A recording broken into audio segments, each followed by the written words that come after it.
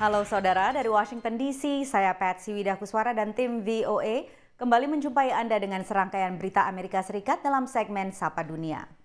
Serangan bom di Jakarta minggu lalu hanyalah salah satu dari serangkaian aksi teror yang dilakukan oleh ISIS dan kelompok ekstremis lain termasuk afiliasi Al-Qaeda yang menyerang hotel di Burkina Faso hari Jumat menewaskan sedikitnya 28 orang. Presiden Obama mengakui bahaya ancaman teror ini, namun menegaskan tidak akan terseret konflik berkepanjangan menghadapi mereka. Meski digempur koalisi pimpinan Amerika Serikat di Irak dan Suriah, kelompok ekstremis ISIS mampu menyebar teror secara global. Pemboman di Jakarta merupakan yang terkini dalam serangkaian serangan setelah sebelumnya 7 kota lain termasuk di Libya, Mesir, Pakistan, Perancis, dan Turki menjadi sasaran. Dalam 7 hari, afiliasi ISIS atau pihak yang mengaku bertindak atas nama kelompok ini menyerang 8 titik di seluruh dunia. They have expanded into Libya, Yemen, Somalia, Afghanistan, Pakistan, and a number of other locations, about a dozen places. Di Philadelphia, Amerika Serikat, seorang pria yang menembak polisi 7 Januari lalu mengaku melakukannya atas nama ISIS. Beberapa hari kemudian, dalam pidato kenegaraan tahunannya, Presiden Obama menolak reaksi yang berlebihan terhadap aksi teror. They pose an enormous danger to civilians. They have to be stopped. But they do not threaten our national existence. That is the story ISIL wants to tell. That's the kind of propaganda they use to recruit. Selain serangan udara dan pengiriman pasukan operasi khusus, Washington dan koalisinya juga mendanai dan melatih pasukan Irak, Peshmerga Kurdi dan oposisi Suriah, serta berusaha menghambat arus dana dan propaganda ISIS. Demikian laporan tim VOA. Saudara, Senin ini warga Amerika memperingati hari libur MLK Day mengenang jasa mendiang Martin Luther King Jr., tokoh persamaan hak warga kulit hitam. Salah satu pencapaian Dr. King yang terbesar adalah Voting Rights Act, undang-undang yang menjamin hak warga kulit hitam memberikan suara dalam pemilu yang lolos tahun 1965 berkat perjuangan para aktivis kulit hitam. Berikut kenangan sejumlah aktivis tersebut mengenai peran Martin Luther King Jr. menggolkan salah satu undang-undang anti-diskriminasi ras terpenting dalam sejarah bangsa ini.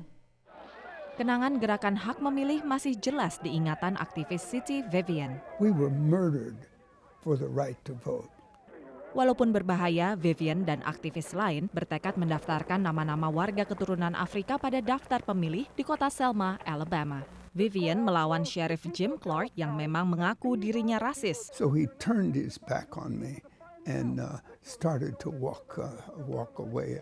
And I told him, I said, you can turn your back on me, but you cannot turn your back upon the idea of justice. Pada bulan Maret 1965, aksi damai aktivis HAM di kota Selma menjadi kisruh setelah seorang polisi menghantam seorang aktivis tak bersenjata. Hari itu kini dikenal sebagai Bloody Sunday. They came toward us, beating us with nightsticks, trampling us with horses. I thought I was going to die. Beberapa hari setelah bentrokan, para aktivis HAM mendapatkan izin dari pengadilan untuk melanjutkan mars dari kota Selma ke Montgomery. Martin Luther King Jr. came by to visit me in my hospital room and said, John, don't worry, we will make it from Selma to Montgomery and the Voting Rights Act will be passed. I know you're asking today, how long will it take? How long? Not long. Not long. Beberapa bulan kemudian, Kongres meloloskan dan Presiden Lyndon Johnson menandatangani Undang-Undang Hak Memilih pada 6 Agustus 1965, menegakkan amandemen konstitusi yang memberikan hak suara kepada warga kulit hitam. Dari Selma, Alabama, tim VOA. Beralih ke pojok diaspora, saya ajak Anda berkenalan dengan Maulana Murdan, arsitek senior sebuah firma arsitektur ternama di San Francisco.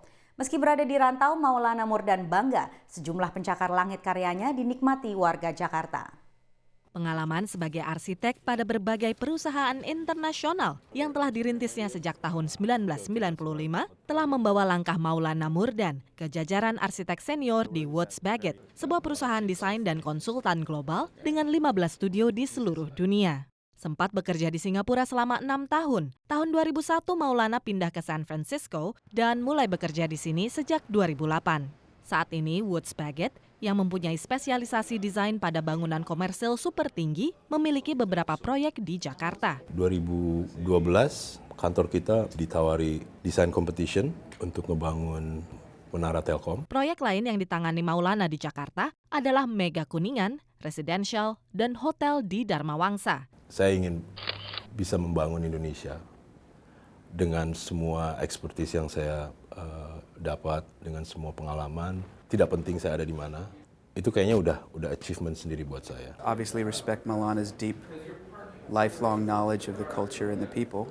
And I think we are able to bring a uniqueness into the design, which hopefully will resonate with the people that use the building or see the building in Jakarta and feel that's an Indonesian building. Kiprah sukses Maulana memperlihatkan bahwa tantangan komunikasi dan perbedaan budaya bukanlah faktor penghambat untuk berkarya di tingkat global. Dari San Francisco, California, VOA. Itu bawahnya hotel. Saudara, kami akan kembali dengan Sapa Dunia Senin depan. Terima kasih atas perhatian Anda. Dari Washington DC, saya Patsy Widakuswara dan tim VOA.